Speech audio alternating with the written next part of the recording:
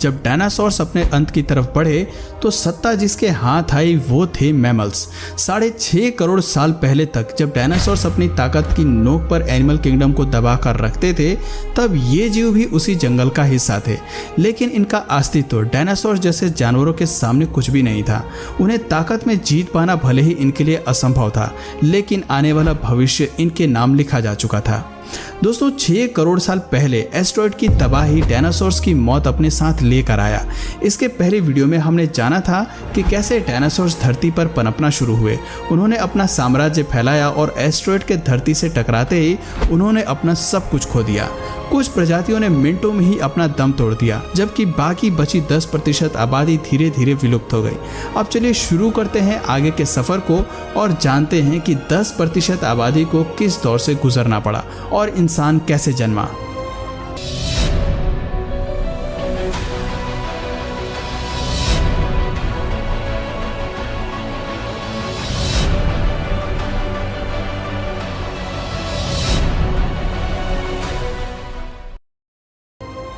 Dinosaurs का अंत mammals के लिए वो अवसर था जो रेप्टाइल्स के खत्म होने पर डायनासोर्स को मिला था।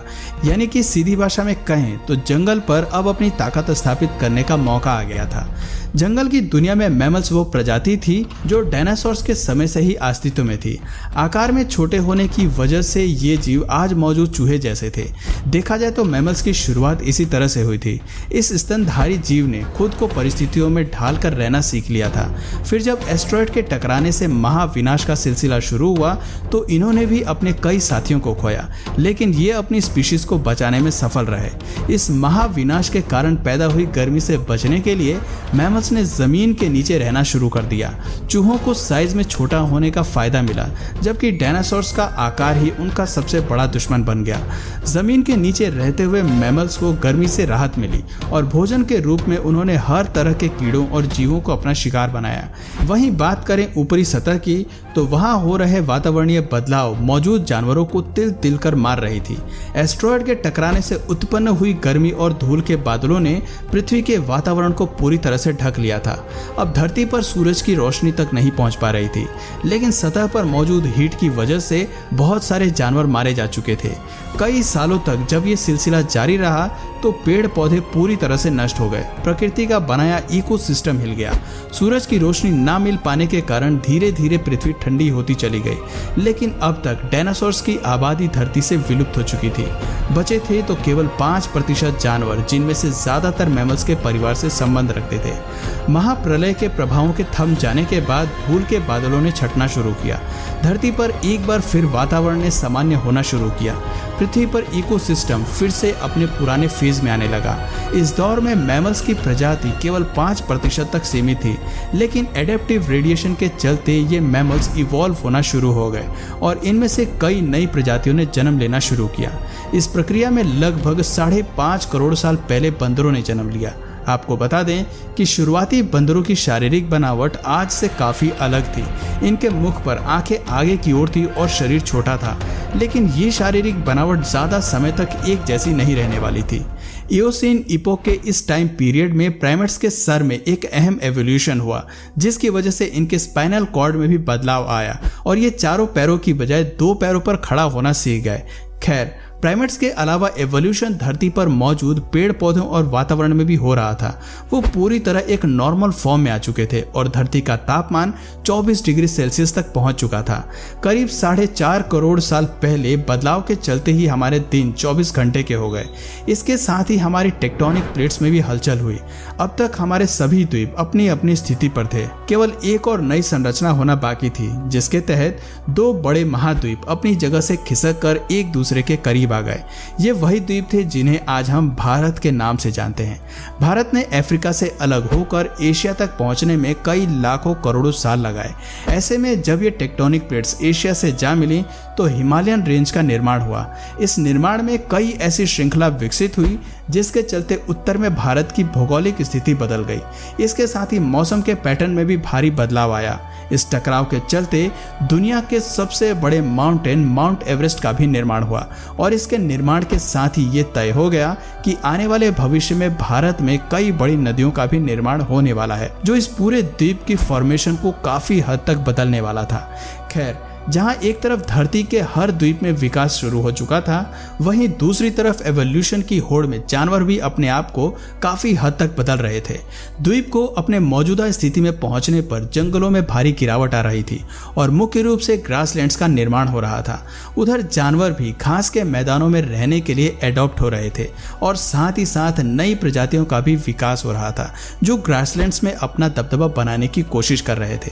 पुराने मैमल्स में भले ही दूसरे जानवरों को मारकर खाने की क्षमता नहीं थी, लेकिन अब विकसित मैमल्स ने दूसरे जानवरों का शिकार करके उन्हें मार गिराने की ताकत विकसित कर ली थी और वो दूसरे जानवरों पर अपना दबदबा बनाने में भी कायम हो रहे थे। अब जंगल में मैमल्स की वही स्थिति थी जो कभी धरती पर राज करने वाले डायनासोर्स की हुआ करती थी। लगभग 1 करोड़ साल पहले धरती अपने उस स्वरूप में आ चुकी थी जैसे कि वो आज हमें दिखाई देती है। वातावरण से लेकर पेड़ पौधों तक सब कुछ अपने फुली इवॉल्व रूप में थे। कहने को तो धरती पर सब कुछ था, लेकिन अब भी एक प्रजाति थी जो धरती से गायब थी और वो प्रजाति आने वाले भविष्य में पृथ्वी के इतिहास को बदलने वाली थी। जी हाँ, ये प्रजाति थी इंसानों की। लगभग 40 साल पहले पृथ्वी पर फिर एक बड़ी हलचल हुई और अफ्रीका द्वीप के पूर्वी इलाकों में एक नई माउंटेन रेंज पनपी जिसे आगे चलकर ईस्ट अफ्रीकन रिफ्ट के नाम से जाना गया। इस पर्वत श्रृंखला के निर्माण से केवल भौगोलिक स्थिति में बदलाव नहीं आया, बल्कि मौसमी हवा भी बदल गई। वहां मौजूद जंगल में हवा का प्रवाह कम हो गया, जिससे मौसमी हवा वहां नहीं पहुंच पाई और नमी की कमी से जंगलों ने सूखना शुरू कर दिया। बारिश न होने की वजह से अफ्रीका का ये क्षेत्र काफ़ी ड्राई हो गया, लेकिन इस जंगल में रहने वाले जानवरों ने हार नहीं मानी। अफ्रीका के इसी क्षेत्र में रहते थे पिरोल इथिपिकस, जो आगे चलकर हमारे पूर्वज कहलाए। पेड़ पर रहने वाले ये बंदर एक टहनी से दूसरे पर जाने के लिए अपने आगे के हाथों का सहारा लेते थे और कभी कभी पेड़ों पर 2 पैरों पर भी खड़े हो जाते थे। हालांकि ये अभी तक जमीन पर नहीं चल पाए थे, लेकिन इनमें खड़े होने की क्षमता पहले से ही विकसित हो चुकी थी। इससे पता चलता है कि 2 पैरों पर चलना इंसानों की नहीं बल्कि एप्स की खोज थी। फर्क सिर्फ इतना था कि वो पेड़ों पर रहते थे, लेकिन जलवायु परिवर्तन के चलते जल्दी ही जमीन पर उतरने वाले थे।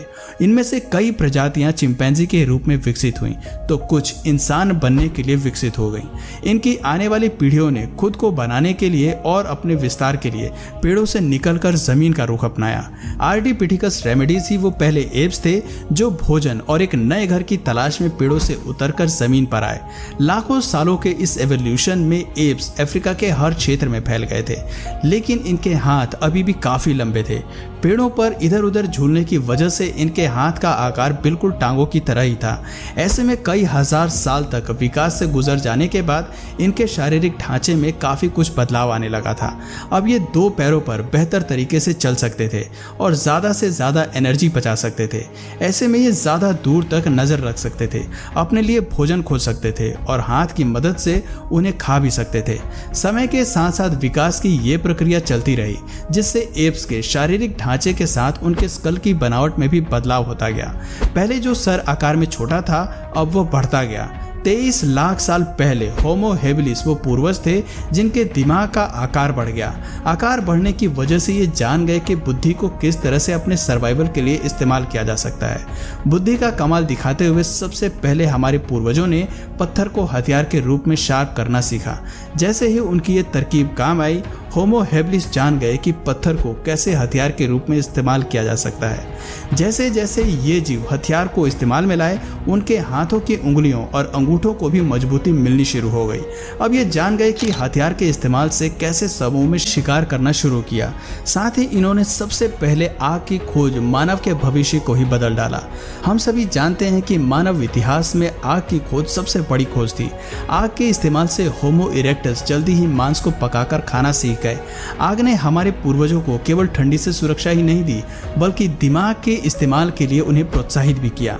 अगर आप सोच रहे हैं कि कैसे, तो आपको बता दें कि आग के इस्तेमाल से भोजन को चबाने में लगने वाली ऊर्जा कम हो गई। अब वो अपनी इस ऊर्जा को बुद्धि के विकास के लिए इस्तेमाल करने लगे, जिसकी वजह से आने वाली पीढ़ियां बड़े दिमाग के साथ पैदा हुई। एक बड़े दिमाग के साथ लगभग 2 लाख साल पहले इंसान अपने आज के रूप में विकसित हो गए।